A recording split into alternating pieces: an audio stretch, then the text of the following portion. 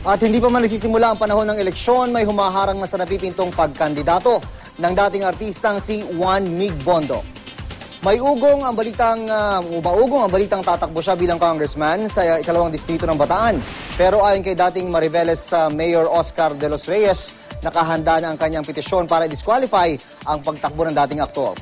Hindi raw kasi tunay na residente ng Mariveles si Bondoc dahil ito ay taga Quezon City at San Juan dito sa Metro Manila.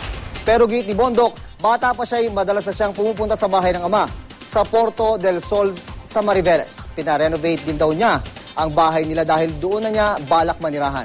Kamakailan lang, naisalin sa pangalan ni Bondoc ang naturang bahay.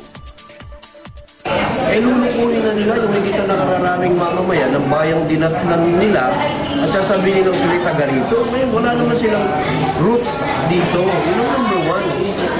Number two, magulo ang takbo ng kanyang kaisipan dahil vice governor, congressman. Siguro, isipin na rin muna niya yung kapakanan niya. Kami naman, iniisip namin lagi, kapakanan ng bayan namin. Natawa ko doon. Bata pa ho ako, talagang umuwi na ho ako dito. At ngayon ho matanda na ako, hindi naman matanda.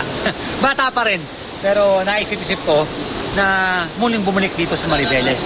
At pinagagawa ko yung bahay ko at magpapagawa pa ako ng isa pang bagong bahay. At dito na ako maninirahan.